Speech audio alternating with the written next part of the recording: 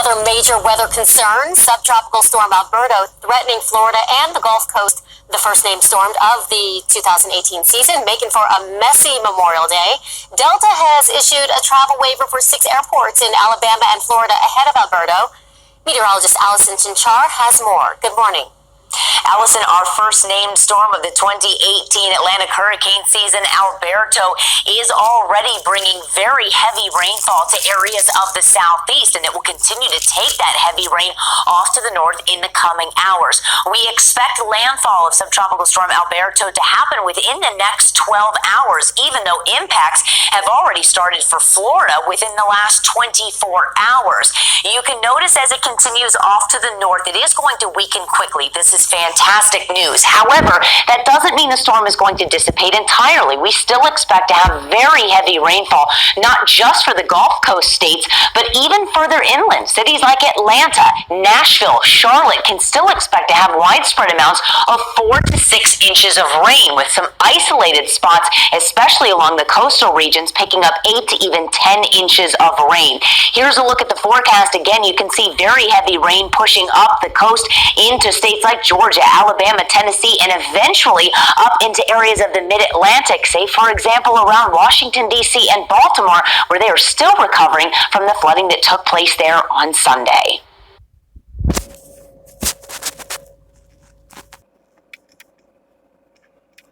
All right, shalom. This is Canucks Alberto from the GMS Lions Den Camp. First and foremost, I'd like to give all glory and praise to Yahweh, Bahashem, Yahweh Shai, Bahashem, Ha, Rakak, Radash, Ma'amah. Double honors to the elder apostles of Great Millstone. Salutations to the argument that are pushing this truth and sincerity and truth. And peace and blessing to the men, women, and children that believe in the name of Yahweh, Bahashem, Yahweh Shai. All right. I just want to say, hey, kudos to Yahweh, Bahashem, Yahweh Shai for effing up these people wicked ass holiday, Memorial Day, with this storm, man. You know, and this is kicking off the hurricane season, you know, about a week or so early. You know, it's a beautiful thing, I'm going to get a couple scriptures talking about this storm right here, heading over Florida and going over parts of Georgia and Alabama, going up through the northern parts of the United States. And it said it's going to dissipate, but it's not going to totally, it's going to weaken, but it's not going to dissipate. Let me phrase that right. So it's a great thing, man. You're going to see a lot more of these storms and stuff, you know what I'm saying, over the course as we get closer and closer to the end, man. You know, there's parts in the Bible, in the book of Joshua, I think it is, where he sent storms first before the children of Israel went and invaded, you know what I'm saying, certain lands. So these storms getting real heavy and heavy is a sign of the prophecies, man, about to get real heavy and heavy, all right? But it's a beautiful thing that the Most High did it to ruin their weekend, man. Because, you know, in Florida, Memorial Day is a big thing, especially down in the Keys and in Miami. It's a lot of people that leave Jacksonville and go down south. And the Most High just ruined their whole day, man. They just spent all that money to go down south and party. You know what I'm saying? And money is just wasted, all right? Let me get Amos chapter 5, verse 18. It says, no, let me get on Amos 5 and 21. It says, I despise your feast days, and I will not smell in your solemn assembly. Though ye offer me burnt offerings and your meat offerings, I will not accept them, neither will I regard the peace offering of your fat beasts. All right, so what is it? I despise your feast day. What is Memorial Day? What do they do all day? Memorial Day, you got 4th of July coming up soon. What do? They barbecue. And you know they praying over the food, thinking they praying in the name of God, you know. But they don't know the true power in Yahweh and Yahweh Shai, man. So he despises these feast days that you you know what I'm saying, partake with the wicked. All right. All right, it says this is 2 Corinthians 6 and 14. It says, be not evenly yoked together with unbelievers. For what fellowship have righteousness with unrighteousness? And what communion have light with darkness? All right. You know, you got some people say, oh, no, I just do it because it's time for the family to get together. But we're not supposed to make a covenant with the heathen. We're not supposed to be evenly yoked with the wicked. What does righteous have to do with unrighteous? You know what I'm saying? What does light have to do with dark? You know, the dark hides from the light. You know, because I guarantee if you go to these holiday cookouts and barbecues and you talk about the word, you're going to be despised. They ain't going to want you around there. You're going to have to act out of character just to fit in around these other individuals. Because as soon as you start talking about the Lord, which is you're supposed to be in all manner of conversation, you know what I'm saying? As soon as you talk about the Lord, they're going to despise you. You know? So what business do you have being, you know what I'm saying, being around these wicked individuals that are now if you live at home or something like that, and you know what I'm saying, you got parents or whoever you living with that does that, and they, you know what I'm saying, I feel you, I get you on that, but you ain't gotta be, you know, you don't have to really, you don't have to, you know what I'm saying, you don't have to be evenly yoked with them. You don't have to partake in these things like how they do, man, because this is not our rest. I mean, we it's better be in the house of mourning than the house of mirth. You know what I'm saying? So Most High, he despises those feast days, man. All right, the Most High don't deal with no Memorial Day. You know, that's why he's sending these storms out, man, sending these plagues out because of things like this, because of wicked holy days that they give homage to devils, man. This is the day for the devil, man. Esau created this day. All right, it's Second Ezra chapter 16 verse 8. The mighty Lord Yahweh Bashem Yahweh Shai sendeth a plague. Who is he that can drive them away? All right, so with all these storms and stuff coming, there's nothing that the military can do to stop them. They got the HARP machine where they create storms, but when the Most High send these massive storms, man, ain't nothing Esau could do to stop it. All right, it says, who is he that can drive them away? A fire shall come forth from his wrath, and who is he that can quench it? He shall cast lightnings. Who shall not fear? He shall thunder, and who shall not be afraid? All right, so like you could, like in Florida, you know what I'm saying? We right in the midst of Hurricane Alley. So we get hit. So a part of Florida gets hit with a hurricane almost every year. Just about every year, they get caught with some kind of form tropical storm or the outskirts of the storm. Every year, Florida gets hit some kind of way with one of these storms. All right, and you should see the terror, like that and the chaos that happens, you know, every year when this goes down. Man, there's people flooding and fighting in the stores. It's like Black Friday, trying to get water and stuff like that. You know, it's crazy. Because people go into panic because the scriptures say, "Give not haste in the time of trouble." All right, because like somebody made a good point on Facebook last year when the Hurricane Irma thing was going on. People were all these black folks rushing out to get water, and the dude posted in Facebook. He said, question, what kind of water do y'all use to make y'all Kool-Aid? And he just put in, I'm just asking.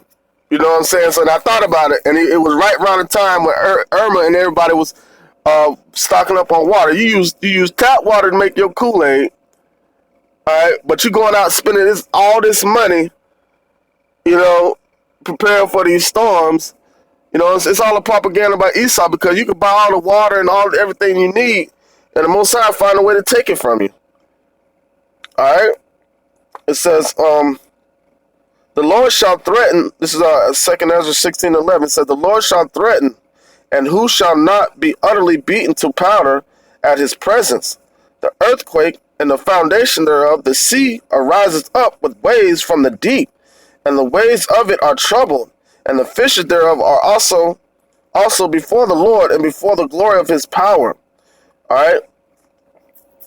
So, and that's the Most High sending these storms, man, to put fear in the hearts of man.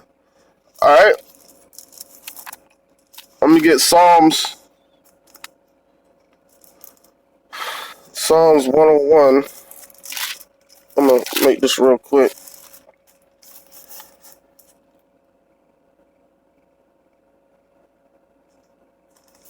Hold on 1 second. Shlaki, Psalms 107:25. It says, "For he cometh and raiseth up the stormy wind, which lifted up the waves thereof.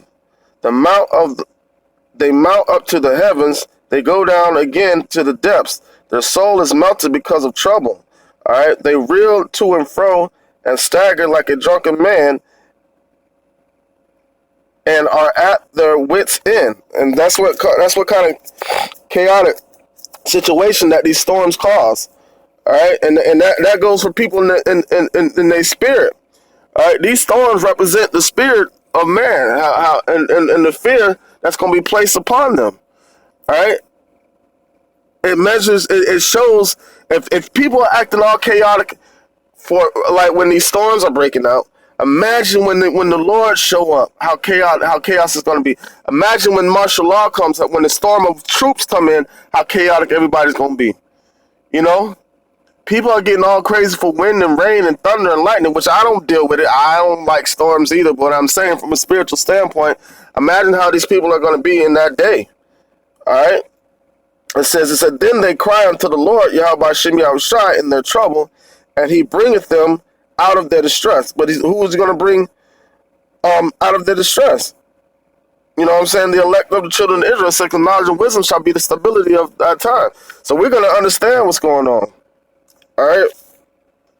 We're not going to be dismayed by the signs of heaven when we see the dark clouds and the tempest. Let me get Jeremiah 23:19. It says, "Behold, a whirlwind of the Lord is gone forth in fury, even a grievous whirlwind.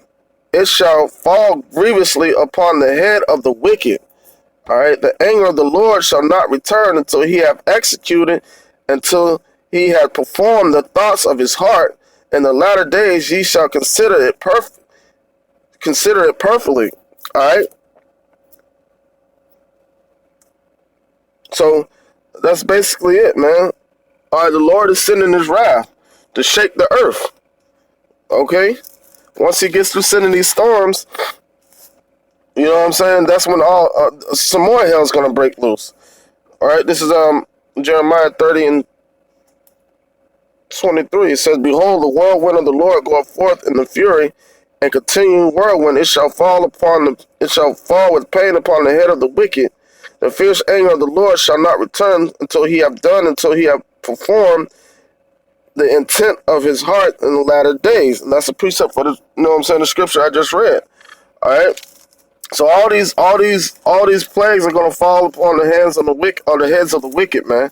And 2/3 of our people are gonna catch these plagues, man. All right. The Most High said he's gonna send these plagues out. Matter of fact, let me real quick. Psalms 83, and then I'm gonna come back to it.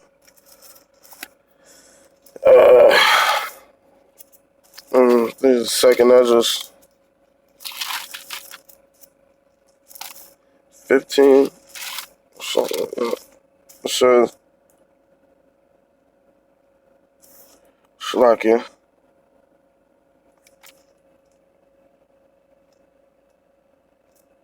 All right, this is second Ezra chapter 16, verse 5. It says, "Plagues are sent unto you, and what is he that may drive them away? May any man drive away a hungry lion in the woods?" And that's how the anger of the Lord is, of Yahweh Shem Yahushai is like a hungry lion in the woods, man. It says, "Or may anyone quench the fire and stubble when it has begun to burn? All right, may anyone turn again an arrow that shoot out of an archer?" No, you can't send these plagues back once the Most High send them out. All right. Oh yeah, that was it on that. All right. Let me go back to Psalms 83:13. It says, but you know what I'm saying, the Most High is gonna keep keep the righteous safe, keep them safe in mind, keep them safe and physically safe, spiritually safe, mentally safe, This is Psalms 83 and 13. It says, "O my power, Yahweh Ba'ashem Yahushai, make them like a wheel as the stubble before the wind, as the fire burneth a wood, and as the flame setteth the mountains on fire. So persecute them which with thy tempest, and make them afraid of thy storm." All right, it says, and that's what the Lord is doing right now. He's stirring up the hearts of men. You know what I'm saying? He's showing His presence. Okay, it says, "Fill their faces with shame, that they may seek thy name, O Lord, Yahweh Ba'ashem Yahushai. Let them be confounded and troubled forever. Yea, let them be put to shame and perish, that men may know that thou, whose name alone is Yahweh, art the most high over all the earth." So He created these storms that He's sending forth, man. And He also created the refuge that He's going to send forth to protect the children of Israel, which are the angels, man. All right, let me get Isaiah 25 and 1. It says, "O Lord, thou art my power. I will exalt thee. I will praise thy name, for thou hast done wonderful things. Thy counsel of old are faithfulness and truth. For thou hast made of a city an heap of a defense city, a ruin, a place of strangers, to be no city. It shall never be built. Therefore shall the strong people glorify them, and the city of the terrible nation shall fear thee. For thou hast been a strength to the poor, and a strength to the needy in his distress, a refuge from the storm, a shadow from the heat, when the blast of the terrible ones is a storm against the wall." So the Most High is the refuge for the storm of the wicked that come against us. All right. So He's gonna send the angel. He said the angels shall take charge over thee and bear thee up in thy wings, man. So we're gonna be, to the Lord willing, I'm part of that number, but the elect are gonna be protected in that day, man. All right, in any day of any storm.